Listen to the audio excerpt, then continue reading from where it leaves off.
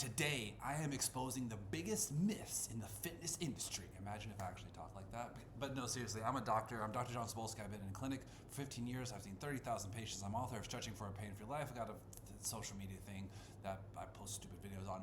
But there are people that come into my clinic every day and they believe these things mentally that block them from making physical changes in their body where they could be healthier if they just didn't believe these myths. And I found a video, we're going to watch it today. It's gonna go over these myths, and if they miss anything, I will correct them. We gathered a list of the most controversial fitness myths. Does lifting weights stunt your growth? Can you build muscle while losing fat? Will cardio ruin your gains? These, along with dozens of other fitness myths, are about to be busted by me and YouTube's smartest bodybuilder, Jeff Nippard. Jeff Nippard knows so much. Jeff Nippard is the research maven of all of fitness and science, and he not only knows all the research, but he finds ways to like put it into action. He reminds me very much of one of my best friends, Dr. Nick Askey. Shout out Nick. Clap the like button if you love Nick Askey. But let's get into this. Jeff is a guy, he knows stuff, and so I don't think I have to say much. Start us off, Jeff. Number one, men's testosterone is higher in the morning. I think it's safe to say us guys, we know the truth. If you haven't had a pitched tent in the morning, then did you really get a good night's sleep? But yes, it is highest score. We'll be breaking these up into 8 categories, each targeting a different element of fitness, with Jeff's secret myth at the end. Beginning with category 1, morning routine. You know what? At the end, I'm going to tell you what I think my biggest myth is. If they don't cover it, we'll see, but let's stick around. Fitness myth number 2, low body fat equals healthy. I think the best way to test this is we find out my body fat, 190. Damn, the bulk is working. I got my body fat. I'm gonna guess it says like 21. 21.2. These things don't. Jeff Nippard, 171.8 pounds. The body fat is so high that you couldn't even measure it. Okay, so here's the thing with body fat. With different sizes and different ages, your body fat scale changes. Usually, females need a little bit more body fat than men, but honestly, good fat is, there's a healthy level of fats that you need to have in your body for hormonal, mental health. Fats do a lot of important things, specifically in the hormone cycle. So a lot of times having little to no fat is actually not very good at all. So This thing sucks. I'm gonna tell you right now, these things have a massive margin of error. Like it could be up or down 5 to 10% either way. I really, really wouldn't trust it. So do we think that having a lower body fat means that you're healthy? If you have a very high body fat percentage, that can come with negative health effects. If you have a really low body fat percentage, that can come with negative health effects too, because you can be at a very low body fat and be actually quite unhealthy, especially if you consider mental health. Fitness myth number 3, number on the scale isn't going down, you're not losing weight. So if this isn't going down, I'm not losing weight. So that's technically true because that measures your weight, right? Yeah. But does it mean you're not losing fat?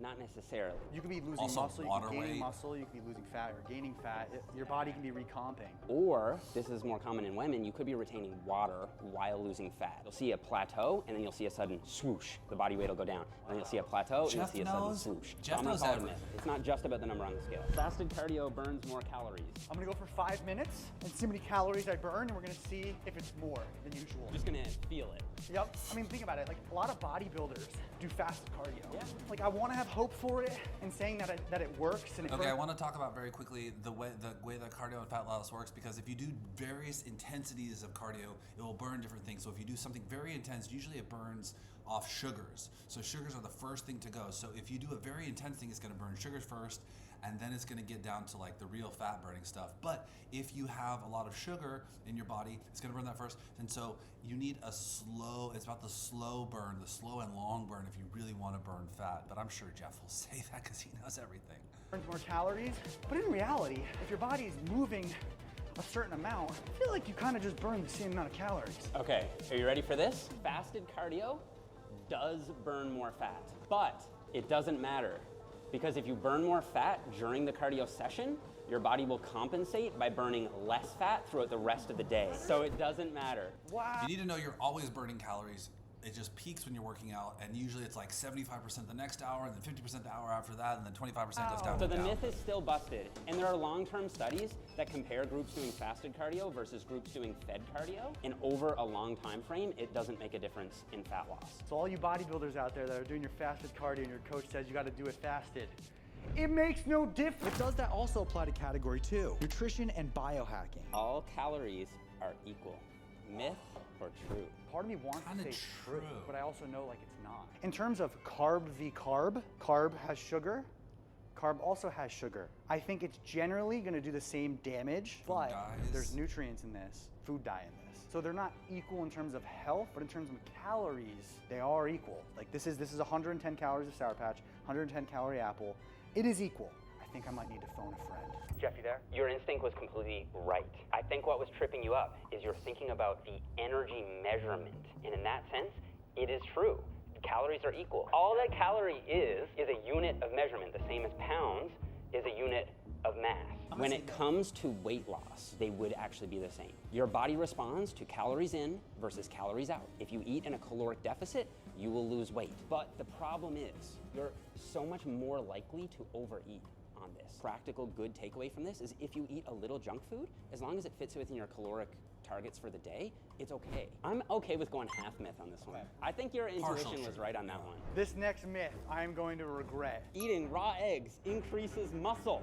Oh, then I need it, bro. Increases muscle. I mean, protein is good, obviously, but raw eggs. Come on, Jeff, Jeff, Thank you. Jeff, Jeff, Jeff, Jeff, no! I feel like there's got to be something more anabolic about it. Why else would people do it, right? I'm a wishful thinker right now. It's actually less anabolic than if you cook them. In the raw form, the egg Denatured. protein is really wound up. When you cook Denatured. it denatures the There it protein is. and allows it to unwind, and you can absorb it about 30% better. Dude, the movies are full of it, man. This whole time, Rocky's been doing it. It's a lie. Now, let's move on to supplements. Greens can replace real veggies. I think I'd have to be, no offense, an idiot to say that this replaces this. You can't replace real vegetables, and that's because it has fiber, it has phytonutrients that are good for you, it's more bioavailable, usually, Means it and it has a absorbs satiating effect. Like, you're gonna better. feel nice and full after you eat that. No, I'm good. You could use this as a sort of like insurance policy. If things go wrong and you don't get your veggies in for the day, this will kind of cover you a little bit. Myth. Myth. Dry scooping pre-workout is bad. Okay, when I was like 18, this is all I did. So let me just test it out. I'm gonna show you. People hate on it, but you know how much fun it is to dry scoop? Some hate is justified. You want one? I'm not gonna dry scoop it, bro. That would be such a hypocrite. Time to get cracked down!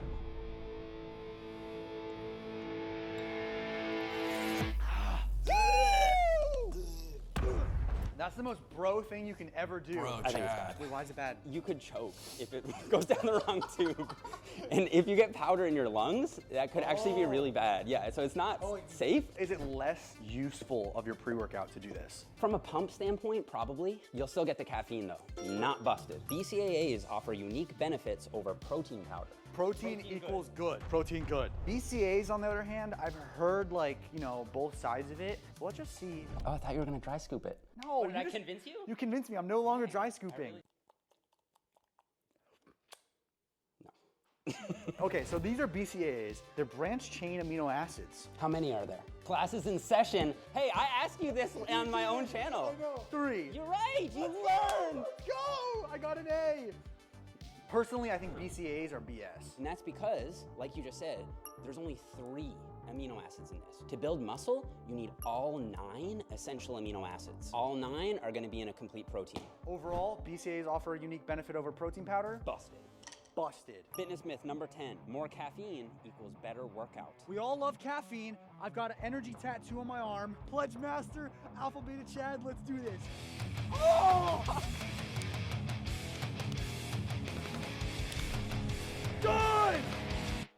So it's a myth. Wait, what? I just had another excess of caffeine for no reason. Yeah. Jeff, you gotta start telling me these things before I do them. So more caffeine may not cause better workouts. But what about ice baths? Ice baths help you recover faster and build more muscle. Is it cold? Yes. You're from Canada, bro. This is nothing to you. Oh, I hate this, but it's like good for you. Do you have a scientific citation for the claim? I have been taking ice baths for a while. It helps my mental state. It gives me a lot of dopamine. I'm gonna say that ice baths are great for you. I will say this, I think it's impressive. Listen, I've never done one, so I can't speak from experience about how it feels. You wanna get in? Come on, get in here, Jeff. Oh, that's really cold, bro. You're an animal for this. Is it better before or after your workout? I personally don't think it's necessary at either time. If you find that it helps you with like mental clarity, performance, knock yourself out. So it's a myth. If you look at the studies, there does seem to be a significant negative effect to prolonged cold exposure. Hurry up, Jeff, I'm freezing! It's true that they probably have a slight Okay, so you also need to think about what it's doing to your nervous system, because it usually helps your body to adapt. You're really just, any time of stress you're putting on your body, you're also learning how you tolerate that stress. So a lot of the deeper benefits of the ice bath may not have a lot of science. There's a Peter Attia episode where he talks about how there's not a lot of science on ice baths, but I know a lot of people who find benefit from them.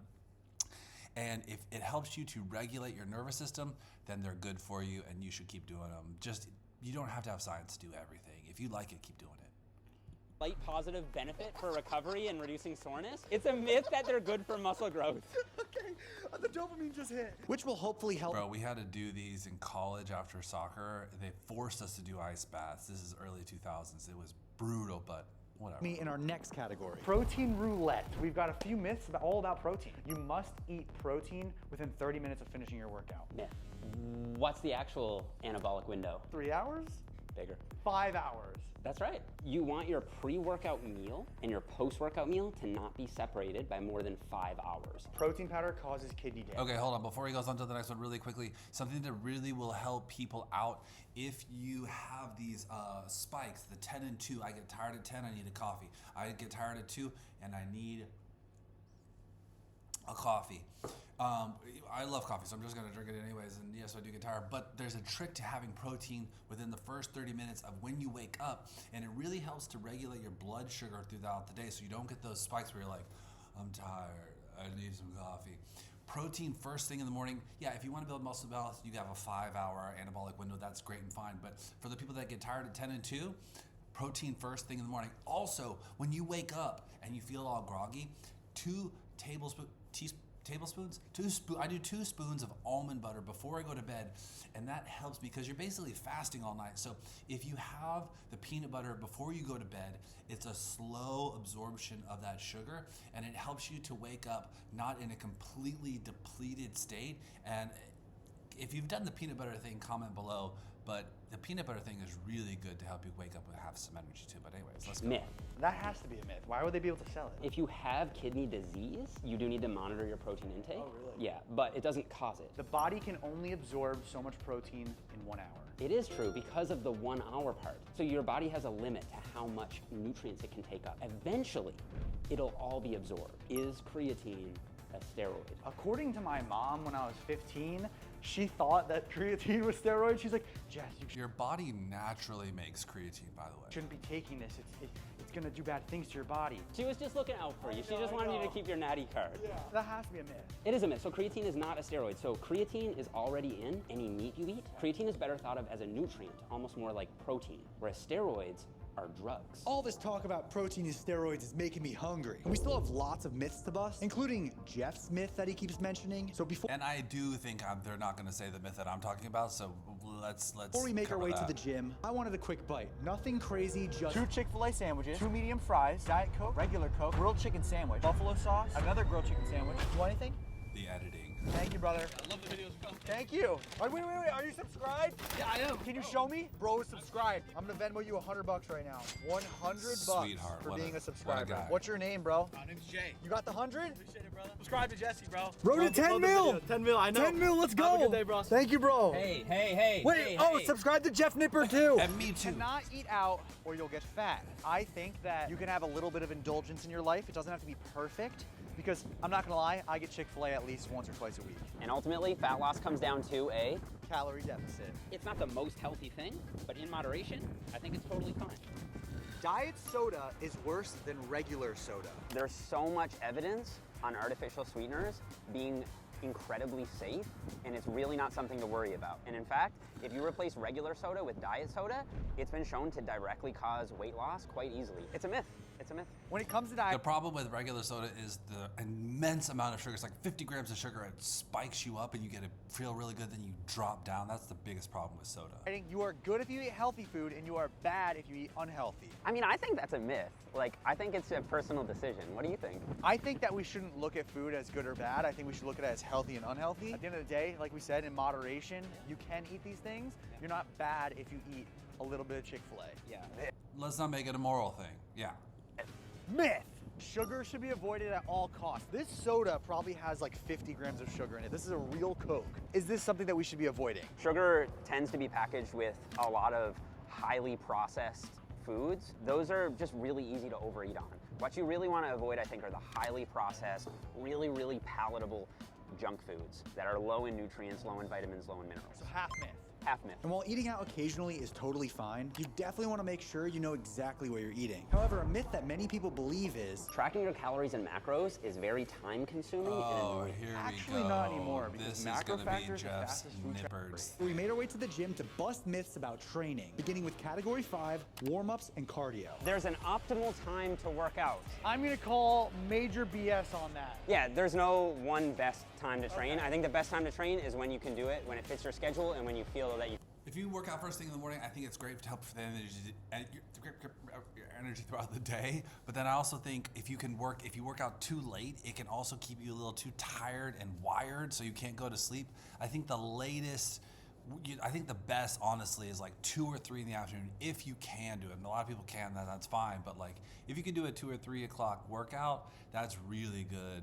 Or first thing, that's what You can perform the best. Okay, so There's it's no- a myth. It's a myth. No science You need behind to it. stretch before you work out. I was an athlete my whole life. I don't think it should be static, sitting still. You nailed it. I think doing some dynamic stretching, so like leg swings side to side, you can do arm circles along with maybe some light cardio is generally enough. So I would So I would also say this, as a doctor, I'm talking about if you have injuries, you have past injuries, or you're dealing and working with something, yes, you can static stretch, you can do a little prehab work, a little rotator cuff work, warm the muscles up, especially where you are experiencing problems.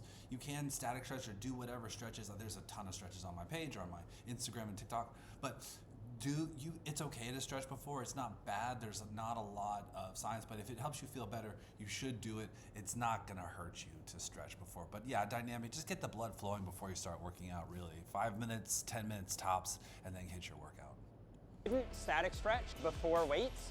If you're gonna static stretch, I would do it after weights. Cardio should be done before weightlifting. I think it should be done after weightlifting. Just as a if it's just a warm-up. 5 to 10 minute warm up Yeah. to get the blood flowing is good. But if you're doing cardio for like fat loss or endurance or whatever, I think you'd be better off doing it after. It'll reduce your strength The performance. end Like is think about great. the energy you're using toward your cardio. There's less energy to go toward max strength performance essentially.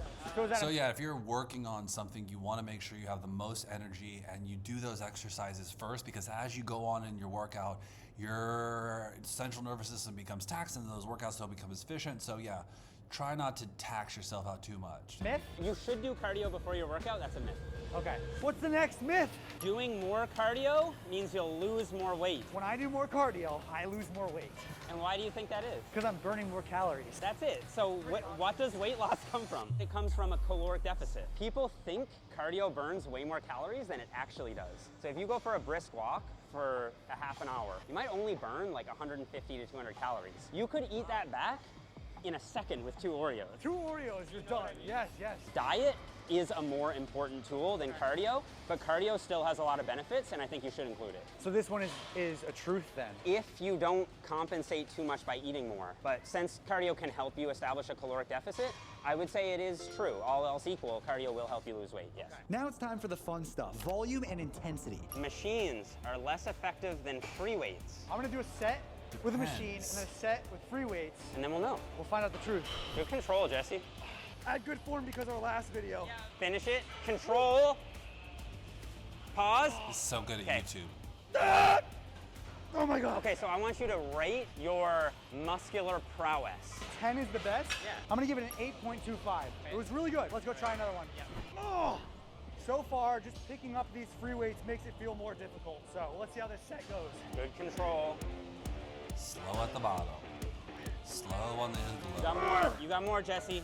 And I want you to go for another one. Failure means failure. Good, good. Holy crap. I'm gonna give that one a 9. Is there a difference? So there's actually been studied quite a lot. As long as you're pushing your sets really, really hard, you can see very similar hypertrophy with machines and free weights. It's a myth. 6 to Okay, the only other thing is that if you work out with free weights, you get a little bit more freedom in range of motion, so it could be healthier for your joints. Now, if you are working on a very specific thing, you want a very specific outcome, machines are great too. Machines will also get your joints. They just kind of restrict you a little bit. They're both great. Just do what feels best. 12 reps means you'll gain more muscle. The classic answer of hypertrophy is king. And hypertrophy is gonna happen somewhere around 8 reps to 12. I know you believe this. I do. I'm gonna burst your bubble right now. No. I just want you to guess how wide studies have found the hypertrophy rep range actually is. Let's say 4 to 50. It's actually 3 to 50. So if you go below 3 reps, it's really, really hard to train with enough volume. If you go above 50 reps, your cardiovascular system becomes the limiting factor, and it's really hard to take the muscle to true failure. But anywhere between 3 and 50 reps, you can build roughly equal muscle mass. Busted, busted. There's one other thing too. People go, lightweight, high reps get you lean, heavyweight, low reps get you big. No, if you also, it's heavyweight, high reps. Low weight, low reps does get you leaner, but it's not like high weight, low reps. You want high weight, high reps. It's just another fun thing. I really want your opinion on this one. This is gonna reveal if you're more bro or more scientist. Oh man. Training to failure builds more muscle. Ooh. I'm gonna take a set to failure and go way beyond failure right now. And I think that's gonna cue something in my brain for an answer, okay? Come on! Not failure. This is the Dorian Yates pullover. I want real failure. That's gotta build more muscle. So is it a myth or not? It's a myth. Train to failure does not build more muscle? The best research shows that as long as you're 1 to 2 reps shy of failure, you see equivalent hypertrophy as if you go all the way to failure. Training each muscle once a week is worse than training each muscle twice a week. Based on my guess of where science is, 2 times a week it has to be better. It does seem to be slightly better, but I think that's more important for people who are a little more advanced. I think for beginners, it honestly just doesn't really matter. You just gotta honestly. touch the weight. Yeah, there's also research showing that you can build equal muscle with once a week versus twice a week. The problem with once a week is as you get more advanced, you need to do more volume. And if you just put that all on one day, it becomes junk volume at a certain point, right? So I'm you'd just learning be better stuff. off splitting it up. So training That's a muscle great. once a week is worse than twice a week. I think that's true. Yeah, that's right. Your boy is science-based now. Let's see if our special guest who we ran into at the gym can match up. All right, Alex, so we've been busting all these myths. So the next one we have is you must squat, bench, and deadlift to build muscle. No, that's a myth. You sure? What do you think, Jesse? Do you squat, bench, and deadlift? I deadlift and bench sometimes, but I prefer machines though. He's right. Stop fooling the dude. That's what it's obviously, that's a myth. They do build muscle, but you could replace the squat with a hack squat, a Smith machine squat, even a leg press. You're still gonna build your quads and glutes. I got a good myth. Alex Eubank is natty. Oh, you're into I don't judge you for it. Yeah, no. Listen, man is huge now. All right, Jesse. You can lose fat and build muscle at the same time. I'm gonna say that this is the truth in certain circumstances because when I first started lifting, when I was 15, I massively gained muscle like so quickly. A hyper responder to just touching weights. I was eating in a surplus for sure, but my body fat wasn't really going up, just the muscle and the body fat stayed the same. And over 3 years of doing that, I kind of got leaner and built muscle at the same time. So I think the first few years of lifting is where you can really do that. But then after that, like now, it's a little harder. If you're a new lifter, so in about like your first year or two, if you have a lot of body fat to lose, people who are detrained, so basically people who trained before, stopped training for a long time and came back, then you basically get newbie gains again. Is that a half myth again? I actually think it's true. Like if you look at the whole globe, like most people can. Welcome to the speed round, because we're talking about cardio. Just get on a treadmill here. For every one you get wrong, I'm gonna increase the speed by 1. Okay, Cardio kills your gains. true. Myth. What? What if you do too much? It will slow down your rate of gains, but like you'd have to do so much to kill And it's like, we'll slow down your recovery, baby. your gains. Okay. The only reason to do cardio is to burn calories. Why else would you do cardio? Heart health. That's true. Myth. You should do cardio for your health. It feels good. Endorphins. Your heart is a muscle. Through my heart. Full body Walking workout. isn't a workout. For me, False. it's not a workout, so I'm gonna say true. Myth. Walking is a workout. It's a great form of exercise. It's very healthy. It can also help with like low back pain, improve your mental health. I consider it a workout, especially if it's a brisk walk. Depends on your fitness level too, Jesse. This is not a brisk walk. Running is bad for your knees. My knees feel fine right now, so I'm gonna say myth. You're right. Let's go. Okay, but if you do run, 2 quick tips. If you do run and you hurt your knees are hurting, shorten your stride. Don't stride so long. Shorten your stride and you can speed up your cadence and then slow your pace. Shorten your stride, slow your pace. It could help your knees. There's a lot of other things. We can make another video about that. If you sweat more, it means you're burning more calories. True. Myth. Sweating is just an adaptation to cool your body down. It doesn't correlate with the number of calories you burn. It's hard to think when I'm running. All right. Cardio is the only way to improve your heart health. Myth. That is a myth. Name 2 other ways, otherwise I'm speeding it up. 3, Oh, 0. holding your breath. No. Lifting weights stunts your growth. I think we know the answer to that one. I'm done with your game. No, I just want to quickly say, like, just because a lot of people do think that weightlifting stunts your growth, but that actually is a myth. Yeah. So I'm just short because my parents. Hey, you're not allowed to complain about being short, by the way. Because you're shorter than me? Yeah, you're not in the club, bro. You're out. You don't. No pain, no gain, Jeff. What do you got to say about that? If it's injurious pain, like in your joints, then I think you should just stop. So in that sense, I think it's a myth. I think that people say no pain, no gain. Yeah, okay, so if you know that you're doing damage, but there is a certain amount of stress that you need to learn to cope with. Now, if that stress goes beyond the thing and you feel like you're getting like hurt, then you should know that. But your body can take way more. Your body's very adaptable. I mean, like, oh, it's gotta like really hurt. Training should be hard, but like if you're feeling pain, like actual pain, like your knees hurt, your shoulders hurt, that's actually a bad sign. The next myth is that you need to rest 60 seconds between each set. There's research that compares resting longer than 1 minute and shorter than 1 minute.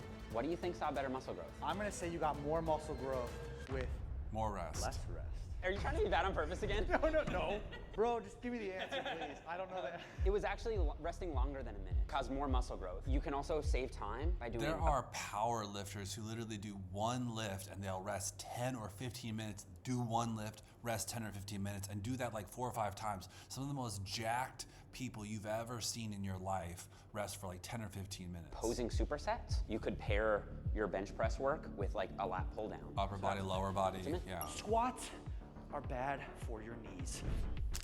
Ooh! So I think squats are bad for your knees is a myth. If you're using weights that you can handle, squats should actually strengthen your knees. They don't. Bad squats are bad for your knees. Sometimes the way you squat is bad for your knees. You can't shift your weight back. You're just using your knees to lift. Usually that's why you don't have your feet planted. You don't know how to move through your hips. Just strengthen your muscles. They also strengthen your joints. Knees over toes is also A myth. It is a myth. It's totally safe. Hormones and genetics. But that's also why often knees over toes is when people feel the pain in their knees, which is why like my friend Ben, knees over toes guy, says to walk backwards so that like you strengthen up the opposite muscles. You can put your knees over your toes. That's just where most people feel their pain, but it's okay to do it. Sometimes if you do that and you need to work with your knees behind your toes for a little while and slowly progress with knees over toes to get healthier. Training legs raises testosterone. There's one way to find out. And only one way. We're gonna do a 350-pound squat, and I'm gonna let you know at the end of the set if I feel like my testosterone's higher, okay? How's the test? Come on, Jesse. How's the test? Racket. Does your testosterone feel higher right now or before you did that set? I feel absolutely worse. You must be the anomaly then, because training legs does actually boost your testosterone. Come on, Jesse. Spot reduction is a myth, or is it? I don't think that you can burn fat in a specific spot. Yeah. So the idea is if you do crunches, you'll burn more fat from your midsection. It just doesn't seem to be practically true. Training abs will get you a six-pack. What'd you say about my abs, Jeff? They're very nice. They're well developed. Thank you, Jeffrey. Training your abs will be one of the factors into getting a six-pack. Of course. But if you have a layer of fat, you're not going to see them. If they aren't particularly built, you can build them up through training just like you can any other muscle. What Genetics. exercises do you recommend? One where you're pulling your upper torso down toward your legs, and one where you're pulling your legs up towards your upper body. Okay. 1 leg raise, 1 cable crunch. So it's true. Training abs will get you abs, but will you be able to see them? That depends on your diet. Okay, so here's another thing to get quick about abs. Your obliques don't work until you exhale about 60% of the air that you have. So a lot of times when you see these people on the covers of magazines who really have good abs, they go and they blow out, and you can kind of see their abs and obliques. So another way to work on your abs more specifically is to exhale and then do whatever ab exercise you want to do. So go blow out all the air and then start doing abs, crushes the abs. But again, the fat thing is totally true, and Jeff knows everything, bro. You can change the shape of your muscles. I know the truth on that, and I know that that's a myth. If you build the Yes bicep and no. up, it'll actually grow more in the middle than on the sides. And so it'll inherently create more of a peak just by making them bigger. I think what people need is like, can you change this gap here? No, like that's your genetic structure. It's the same thing with your The muscles grow to where your muscles can grow to and how they grow. It's mostly genetic, but yes, they obviously can get bigger, but they get bigger according to how your body is built. And so you can get really strong and not look like these guys. six-pack. You have really nice symmetrical six-pack, but like you didn't train that. That's a genetic thing, right? You can change the shape of a muscle. I think that's a myth. Workout lifestyle. Strength training is only for powerlifters. I think that's a myth. Me too. The longer you work out, the better. Seems like everything I guess is wrong nowadays. If you work out for 60 minutes, you know, you can get a lot done. It's good. If you work out for 20 minutes, you know, you're getting double the amount of work. So maybe it's better. But then Jeff will probably say that that's wrong. So you got to think backwards. Myth. I think you're right. Oh, thank God. After you've done, I'm gonna say something around 6 to 8 sets for one muscle in one workout, like that's about all you're gonna get out of that workout from a hypertrophy standpoint. So There's like a great old Bulgarian and Russian study that was like 45 minutes to an hour and a half is like your best hormonal window. So if you're working out less than 45 minutes, not ideal. If you're working out more than an hour and a half, also not ideal. But there are some people who can work out forever. It depends on your age. But usually 45 minutes to an hour and a half is the best kind of anabolic window hormonally for you to work out. Oh, Jesse, if you miss one workout, that's gonna have a big negative impact on your gains. But know you what's should be funny is consistent. I had a dream last night because I knew we were shooting today that I missed a workout. And I tried to get in the gym, and a security guard told me I could not come in because I missed one. I can't come in? These guys. Days, Jesse. I think it's a myth. You should be consistent, yeah. I think you're right. Yeah, You but- should work out when you are sick or injured. I think you should rest. A little bit of light cardio might actually. If you're early on in a sickness, like you feel like the sniffles coming on and you get like a light workout, it can stimulate adrenaline and epinephrine and a lot of healthy hormones that can help you. But if you've been sick for a long time, again, light workout. But if you've been sick for a while, definitely help rest. you recover faster, so I think that's cool, but myth. Myth. You need to be sore in order to build muscle. I still don't know the answer to this one. I feel guilty if I'm not sore the next day. I don't think you need to feel guilty, Jesse. I think it's a myth. As long as you're overload, you're exposing the muscle to progressively more tension over time, you will build muscle whether you are sore or not. Yeah, but also I understand how being sore means you targeted that muscle appropriately, but you do not have to feel sore to know that you're making improvements. In fact, especially if you're targeting a new area, you're like, oh, I'll definitely feel sore there, but if you don't, it's okay. So it's a myth. It's a myth. It's been a long day of myth busting, and we're getting tired. So let's lay down for category 8, recovery. You need 8 hours of sleep in order to build muscle. I mean, I think that's a myth because if you get a little less than 8 hours of sleep, you can still absolutely build muscle. Sleep is definitely one of the best things you can do for overall recovery, though. Nasal strips help you sleep better and increase your recovery. I think they can improve your breathing, especially if you have sleep apnea. I doubt it's gonna have enough of an impact to have like a profound impact on your recovery. Sleep, it helps you rest. Breathing through your nose is where you breathe slow. If you breathe through your mouth, they say you're hyperventilating, basically, if you're a mouth breather. It's actually not a massive deal, but nose breathing is suggested. Or like muscle growth or anything like that, but it could be very individual. What are your thoughts on mouth tape? I mean, I think it's probably overhyped, like most trends end up being, but like I don't really have a strong opinion on it, and I don't think there's very much evidence on it, so I'm just gonna defer to you on that one. What do you think, Jesse? That's so stupid, because you can just breathe out your nose. It's too late to start working out. That is an absolute fat myth or lie. It is never too late to get started. Just know that in multiple years from now, you will thank your current self for starting. So take this as your message to get started, get moving, and get grinding, baby. Hey. And now, The final myth. Then it's Most my important turn. One. Jeff Smith. That's It's a supposed to say joke. Jeff It's a joke. Smith. Oh, who is Jeff Smith? Yeah, guys, this is supposed to say Jeff Smith. It says Jeff Smith. What is the most important myth that we need to address? Your training and your diet needs to be perfect for it to be effective, because that is a myth. Even if it's not 100% perfect, as long as you're consistent and you're doing the work, you're gonna get results. You forgot one thing. They also have to stay relentless. Hey! And you also forgot one other final last thing. If you are injured, you can work out. Sometimes you can just work around that injury or find exercises to do around that. So like if your knees are hurting, you can work out your upper body. If your shoulder is hurting, you can work out your lower body. If you're in pain, working out other areas besides the pain will help you heal faster because of all the wonderful and incredible benefits of working out, from your mental health to your heart health to your lung health to your nervous systems, your body's ability to adapt in your nervous system. If you love working out and lifting heavy weights, go follow Jeff, go follow Jesse James West. If you love to want to take that down a level and work on your stretching, work on your mobility, I have created Stretch Club. It's my most advanced layer of my practice where I can help the most people. Every week we do a 20-minute follow along where we usually do a full body. Right now I'm starting the essentials of mobility that will start to cover the most important things you need to do. We talk about concepts like joint health. These guys are really focused on building muscle mass, and that is incredibly important. However, a lot of people will neglect their joint health. If you don't move through full range of motion, your joints are going to suffer. So if you want to learn how to take care of your joints, there will be a link below to join Stretch Club.